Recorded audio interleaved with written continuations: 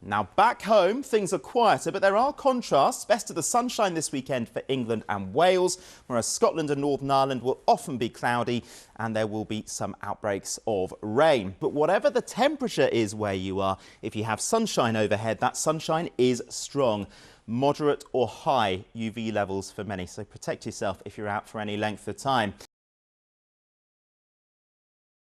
Well, there's been some absolutely gorgeous weather this week, but will it hold out for the weekend? Here's Kate Kinsella.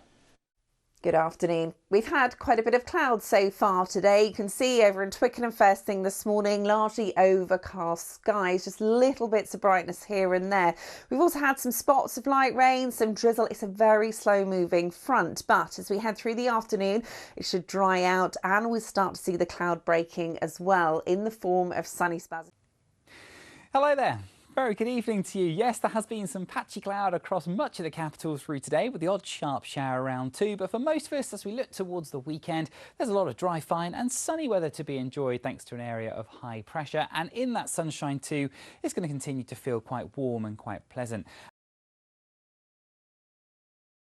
As for Sunday, still with some sunshine in the forecast, that story continues into next week, where we could be seeing highs of 22. The pollen is next. And as for that all-important pollen forecast, it looks like pollen levels will remain at low as we go through the weekend. We're currently in the grass pollen season, but it's just started. If you are still suffering from hay fever, that's because tree pollen is moderate. Bye-bye.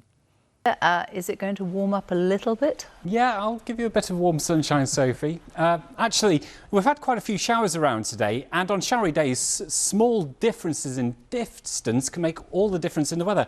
Reading fine with some hazy spells of sunshine today, but just 15 miles away, this massive shower went through Benson in Oxfordshire and it dumped a third of a month's worth of rain in the space of just 2 hours. So rather than it being a fine day, it was a day where you might even need to paddle to get back to your car. Yes, we did have some reports of localised flooding. Now this weekend weather-wise, England and Wales will have some strong sunshine. Scotland and Northern Ireland, OK, there's going to be more cloud around, but there'll be some bright spells coming through that. Perhaps a little bit of rain at times to watch out for as well. Chris, and a decent day for us. Decent day and decent weather in the forecast, Assad. There's no complaining really. Today we had some sunshine coming through the early morning cloud, and that was the scene in Putney. Temperatures in the centre of town, meanwhile, reached 18 degrees Celsius. So, OK, it's not a heat wave, but it felt pretty nice in that May sunshine. We've got more of that really to look forward to. But whatever the temperatures say on the thermometer, if you have sunshine overhead, and England and Wales particularly will, many places will have high UV levels, so protect yourself if you're out for any length of time. Welcome back. Now, tomorrow is World Bee Day, which aims to highlight the vital role pollinators play in our ecosystem, and with their numbers in decline, helping them is more important than ever. Joe is at a bee farm in Leeds for us tonight. And Joe, we all need to do more for the bees. They're incredibly important, aren't they?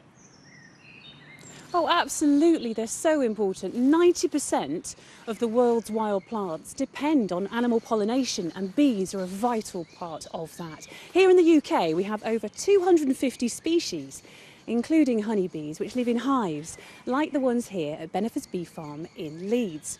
Now, this spring has started on a rather dull and cloudy, cool note, and I wondered how that's affected the honey season. So I donned some protective gear and I spoke to Peter Benefits, who's the bee farmer here, and he told me what all the buzz was about.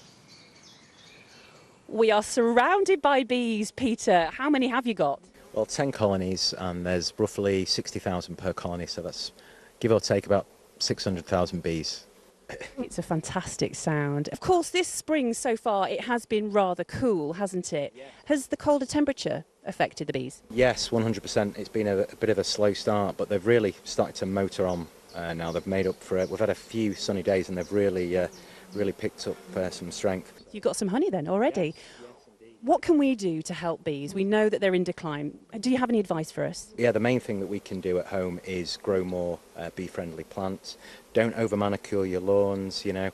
Let spaces in your garden grow wild. Let that dandelion grow and go to seed, because lots of different bees love dandelions. Plastic lawns, avoid plastic lawns at all costs. Keep your green space.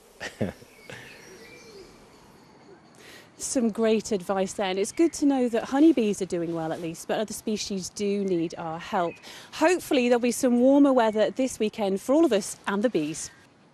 High pressure dominates our weather across the UK as we go through into the weekend and into next week, and that's generally very good news for most of us, particularly England and Wales, which should have a couple of dry days, feeling pleasantly warm with lots of sunshine. There's more cloud for the north and west and some rain for Northern Ireland and Western Scotland as we go through Saturday night into Sunday. There's so much we can do to help the bees, and the good news is at least the weather is picking up for them over the next few days. Back to you. Yeah, that is